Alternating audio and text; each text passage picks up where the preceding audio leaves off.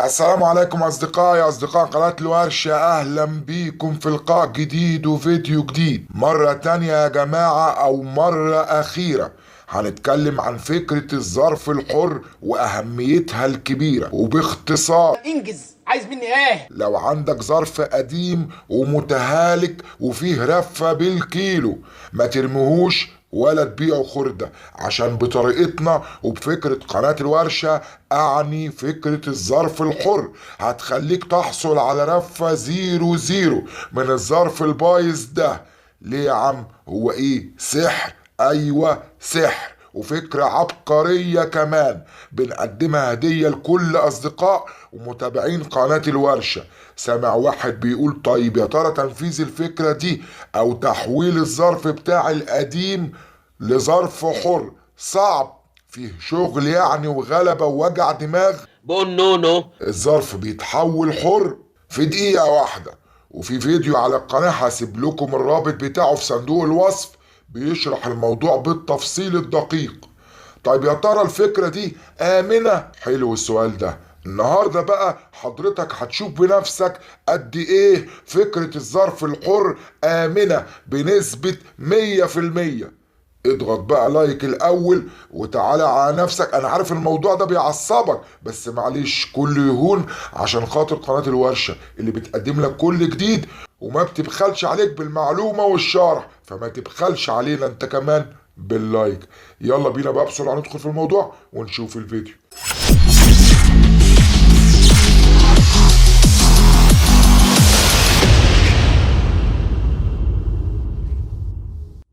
ده حجم الشغل اللي ممكن يتحمل على الظرف الحر، كتلة حديد ظهر محترمة.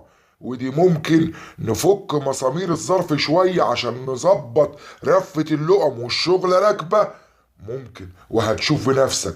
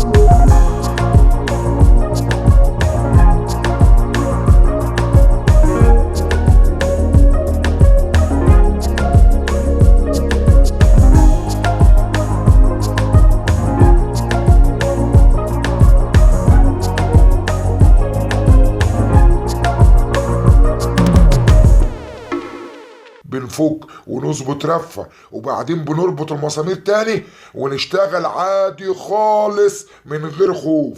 والظرف ولا عمره اثناء التشغيل فك او اتحرك من مكانه وبوظ الرفة اللي حصلنا عليها اثناء عملية الضبط ابدا. اطمن، بنحمل عليه عادي خالص زي ما حضرتك شايف.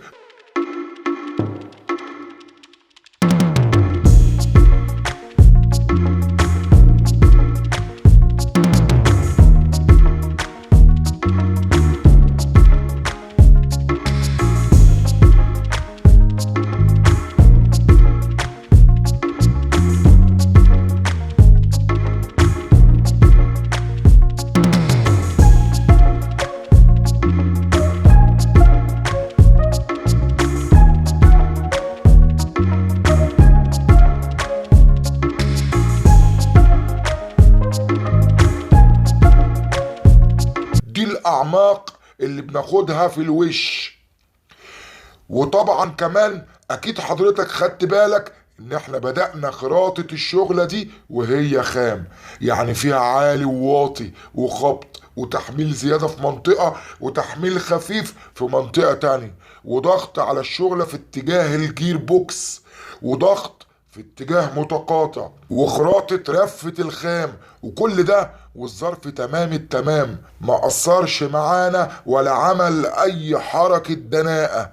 واحنا هنا مش بنتكلم على وقت تصوير الفيديو او على الشغلة اللي قدام حضرتك بس، لا يا جماعة، الفكرة دي احنا، وبقصد بكلمة احنا فريق عمل قناة الورشة، بنشتغل على ظرف حر من سنين طويلة، وبفضل الله ما حصلش اي مشكلة ولا واجهنا اي خطر من الفكرة. الموضوع ده آمن جدا جدا. يعني لو طبيعة شغلك بتحتاج رفة دقيقة وما عندكش ظرف جديد او ما عندكش، والظرف اللي عندك قديم ومتهالك، توكل على الله واقلبه حر وهتدعي لنا.